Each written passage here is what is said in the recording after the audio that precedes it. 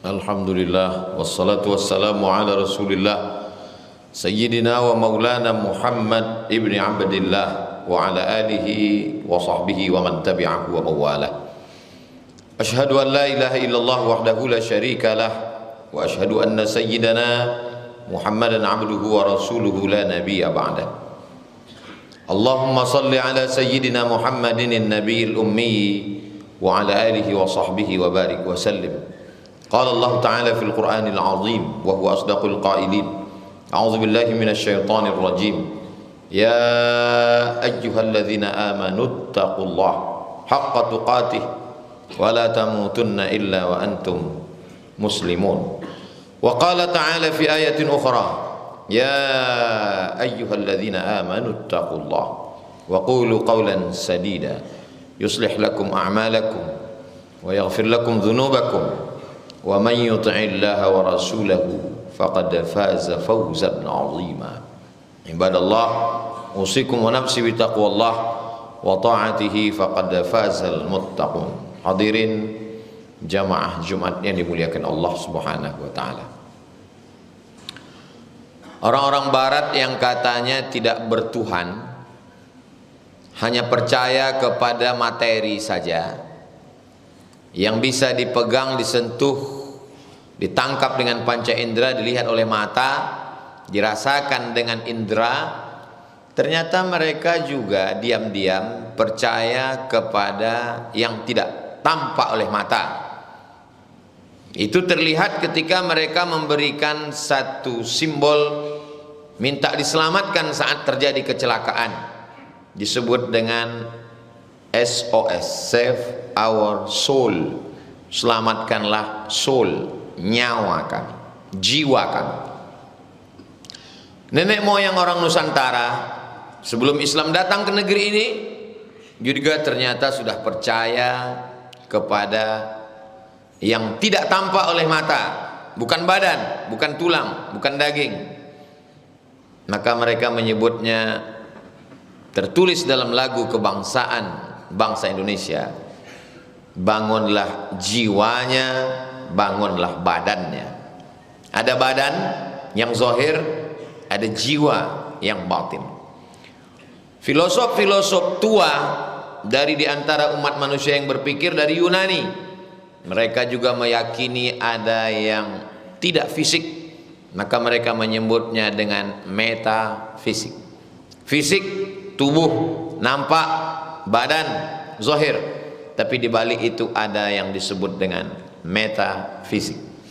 Itu membuktikan baik peradaban Yunani atau Nusantara atau Barat sesungguhnya bersumber dari sumber yang sama, bahwa meyakini ada yang zahir, ada yang batin, ada yang nampak, ada yang tak nampak. Maka ketika seseorang memohon maaf, dia katakan mohon maaf zahir dan batin. Kita juga selalu berdoa kepada Allah, Rabbana ighfir lana dzunubana, ampunkan dosa kami zahiran wa batinan, yang nampak maupun yang tidak nampak. Dia disebut dengan roh karena saat dia ditirupkan ke badan, masuknya ke badan melalui tiupan. Allah mengatakan wa nafakhtu fihi, aku tiupkan ke dalamnya roh, dan saat keluar dari badan pun keluarnya dengan cara bertiup, ditiupkan. Itulah mengapa salah satu metode cara berzikir menyebut Allah saat menarik nafas dan saat meniupkan nafas. Saat ditarik Allah, saat dihembuskan pun Allah, supaya saat matinya kalimat yang terakhir keluar dari mulutnya adalah Allah. Sesuai dengan firman Allah, alladzina yadhkuruna Allah, orang-orang yang menyebut Allah qiyaman ketika tegak, wa qu'udan ketika duduk, wa ala junubihim ketika berbaring. Itu juga sejalan dengan hadis Nabi, la taqumus sa'ah, tidak akan terjadi hari kiamat selama masih ada orang yang menyebut nama Allah di atas muka bumi. Allah, Allah. Dia disebut dengan nafs karena dengan adanya dia di dalam, manusia bernafas. Dari kata nafs lah bentuk kata tanaffas, bernafas. Dia disebut dengan nafs karena di dalamnya ada hawa nafsu. Ketika dia berjumpa dengan jasad, nafsu makan, nafsu seksual, nafsu jabatan, keinginan lebih dari orang lain, berbagai macam hawa nafsu muncul ketika dia ada di dalam badan. Ketika dia sudah keluar dari badan, maka nafsu tidak ada lagi. Jenazah-jenazah tidak lagi memiliki keinginan apa-apa karena dia sudah keluar dari badan. Dia disebut juga dengan qalb, sesuai dengan firman sabda Nabi Muhammad sallallahu alaihi wasallam, ala fil jasadi mudghah, ketahuilah di dalam jasad itu ada segumpal, idza salahat salahal jasadu kulluh, kalau yang segumpal itu baik maka seluruh tubuh menjadi baik, wa idza fasadat, kalau dia rusak maka seluruh tubuh ikut menjadi rusak. Ala wahyal qalb, dia adalah jantung. Sebagian mengatakannya hati, lalu kemudian sebagian mengkombinasikan antara keduanya, jantung hati, karena dua-duanya amat sangat berfungsi pada tubuh. Sebagaimana berfungsinya jantung pada tubuh manusia, orang mati mendadak karena serangan jantung, detak jantung berhenti, darah tak lagi mengalir, mati tiba-tiba. Begitu jugalah dia berada di dalam diri manusia, disebut dengan qalb, disebut dengan nafs, disebut dengan roh. Ketika dia sudah tenang, sudah stabil, disebut dengan fuad. Ma kadzabal fuadu ma ra'a. Hati kecil Nabi Muhammad sallallahu alaihi wasallam tidak mungkin berdusta akan apa yang dia lihat. Kita selalu diajarkan doa, ya muqallibal qulub, engkau yang membolak-balikkan hati, tsabbit qulubana, kokohkan hati kami ala dinik, dalam agamamu, wa ala ta'atik, dalam ketaatan kepadamu, karena memang sifatnya yang berbolak-balik. Yusbihu mu'minan, pagi beriman, wa yumsi kafiran, petangnya menjadi kafir. Berapa banyak orang yang nampaknya baik berubah menjadi tidak baik karena keadaan, karena situasi, karena kondisi.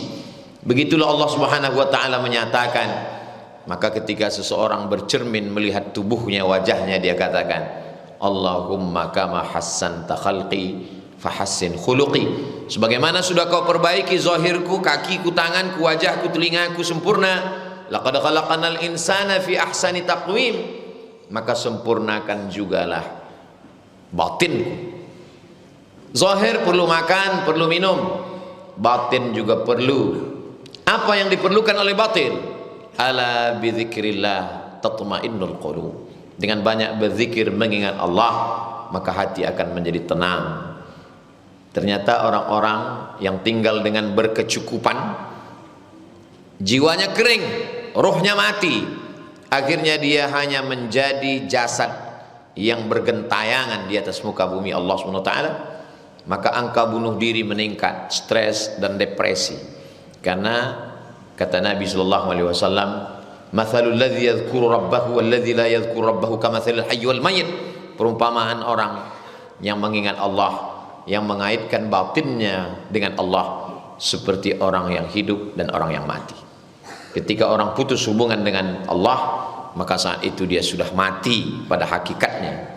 Maka kita sebelum matahari terbit sudah diazarkan untuk menyebut nama Allah, mengumandangkan azan subuh. Kata Nabi, Allahumma barik li ummati fi bukuriha.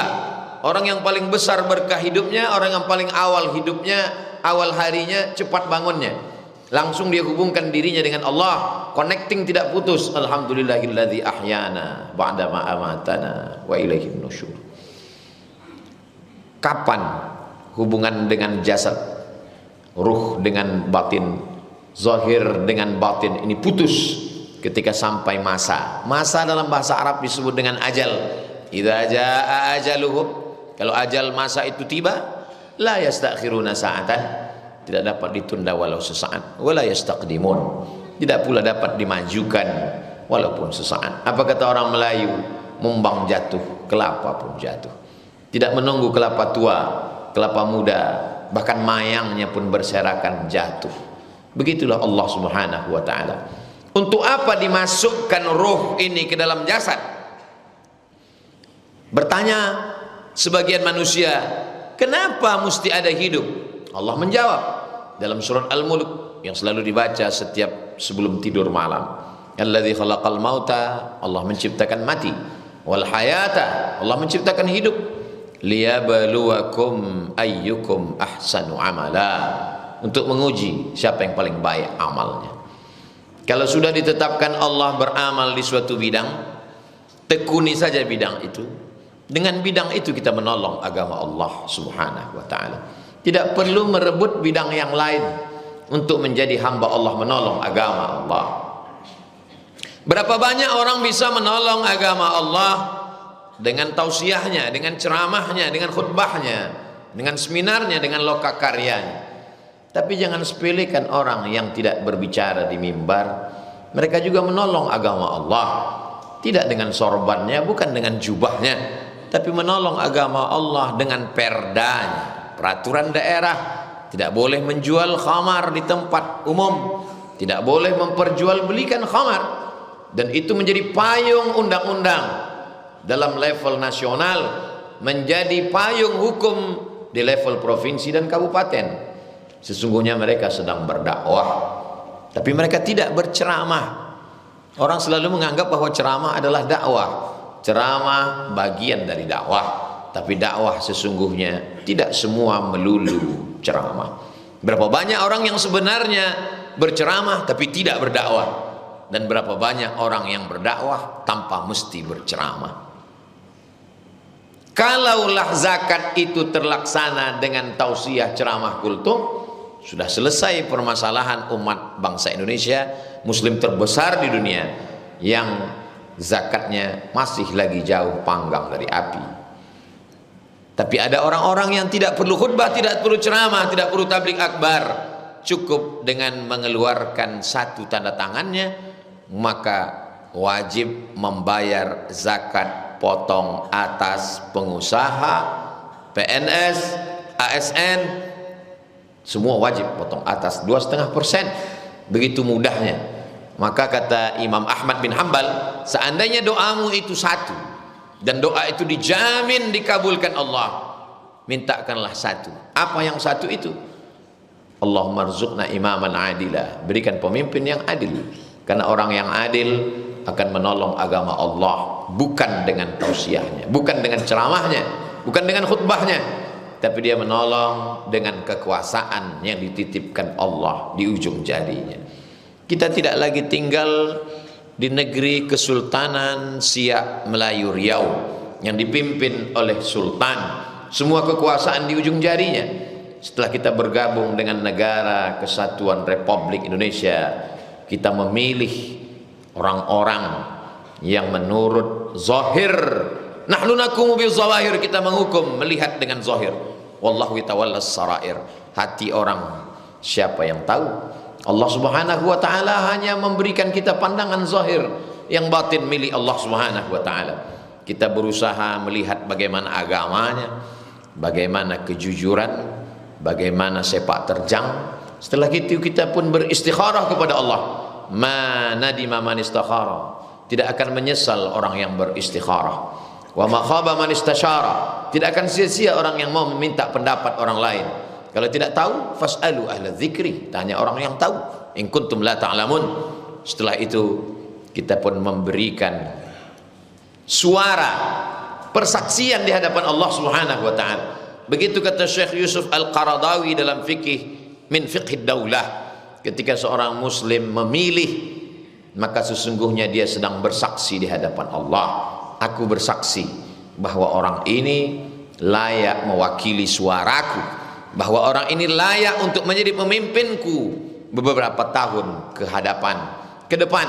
Begitulah seorang muslim dengan tulusnya, karena semua gerak tangannya, matanya, telinganya akan diminta tanggung jawab. Sudahkah kau dengar baik-baik? Sudahkah kau lihat pandang baik-baik? Sudahkah kau pikirkan baik-baik? Inna sam'a pendengaran, wal basar penglihatan, wal fuad hati dan pikiran, kullu ulaika kana anhu mas'ula, semua akan disoal, semua akan ditanya, semua akan diminta tanggung jawab di hadapan Allah Subhanahu wa ta'ala. Tapi lebih daripada itu bukan kuasa kita. La yukallifullahu nafsan illa wus'aha. Ala adullukum ala akbaril kabair, kata Nabi. Maukah kamu aku tunjukkan dosa terbesar di antara dosa besar? sahabat semuanya ingin tahu apa dosa terbesar itu ya Rasulullah. Al-isyraku billah, mempersekutukan Allah. Alhamdulillah tidak lagi ada orang Melayu yang menyembah batu, menyembah pokok kayu, menyembah sungai. Semuanya bertauhid. Melayu adalah Islam, Melayu adalah Muslim. Bahkan orang yang tidak Islam, ketika Muslim dia disebut masuk Melayu, karena Melayu adalah Islam. Bertauhid kepada Allah Subhanahu wa taala, meyakini Nabi Muhammad sallallahu alaihi wasallam sebagai utusan, rasul, hamba Allah Subhanahu wa taala. Uququl walidain, dosa besar kedua adalah durhaka. Semua umat Islam tahu sayang kepada ayah, kasih kepada ibu. Yang dikhawatirkan dosa terbesar nomor 3, syahadatuz zur, memberikan kesaksian palsu. Hanya karena ar-rashi wal murtashi, disogok, menerima sogok. La'ana Rasulullah sallallahu alaihi wasallam ar-rashi wal murtashi. Rasulullah SAW melaknat orang yang menyogok dan orang yang menerima sogok. Sogok menyogok dilakukan oleh orang yang sholat, tidak seimbang, tidak berjalan lurus antara orang yang muslim sholat dengan orang yang melakukan sogok suap. Maka dalam hadis dikatakan, man sholatuhu lam tanhahu anil fahsya wal munkar, siapa yang sholatnya tidak mencegahnya dari perbuatan keji dan mungkar, falam yazdad illa bu'dan, maka dia tidak semakin dekat tapi justru semakin jauh dari Allah Subhanahu wa taala. Uang yang haram dibawa pulang ke rumah, dibelikan ke beras berubah menjadi nasi, disuapkan ke mulut. Allahumma barik lana fima razaqtana wa qina adzabannar. Duit itu disentuh oleh lidah. Kata Nabi sallallahu alaihi wasallam, ada orang-orang yang doanya tidak terkabul, mat'amuhu haram, karena makanannya haram, mashrabuhu haram, minumannya haram, wa ghudhiya bil haram, diberikan, disuapkan makanan haram. Anna yustajabulah, apakah mungkin doanya dikabulkan Allah Subhanahu wa taala? Dia masuk ke badan, berubah menjadi darah, berubah menjadi daging. Ayyuma lahmin, setiap daging di badan, nabata min haramin, kalau dia tumbuh dari yang haram, fannaru aulabih, maka api neraka akan menjadi tempatnya. Dunia bukan tempat yang baru, dunia tempat yang lama. Dunia silih berganti. Yang dulu berkuasa hari ini menjadi rakyat jelata. Yang hari ini rakyat jelata boleh jadi besok berkuasa. Tu'izzu man tasha wa tudhillu man tasha. Dunia adalah mimpi, kata Sayyidina Ali, an-nasu niyam. Manusia ini semuanya sedang mimpi. Mimpi menjadi orang kaya, mimpi menjadi penguasa, mimpi menjadi orang yang disenangi. Falamma matu intabahu, ketika mereka mati, ruh keluar dari jasad, disitulah baru kita akan sadar sesungguhnya apa yang sedang kita lewati hanya seperti bernaung sekejap di bawah pohon yang rindang. Matahari redup, perjalanan pun akan berlalu. Hidup sekejap, tapi resiko yang akan diterima amat sangat lama. Bukankah hidup Fir'aun sekejap? Bukankah hidup Namrus juga tak lama?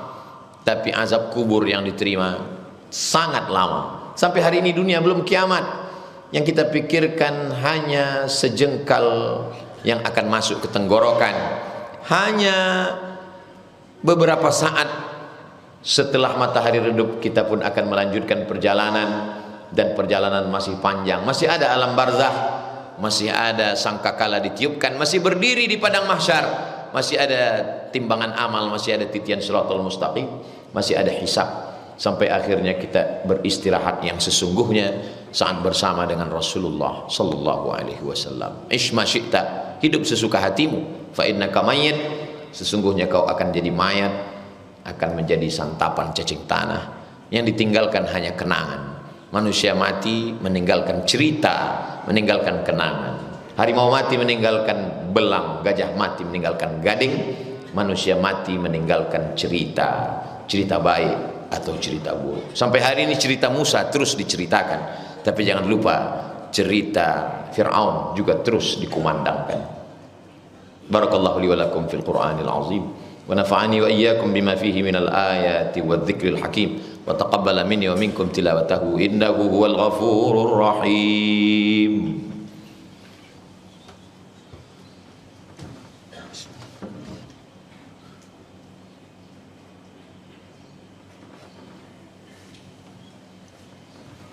Alhamdulillah bi ni'matihi tatimmus shalihat, wassalatu wassalamu ala sayyidis sadat وعلى آله وأصحابه أهل الفضائل والكرامات.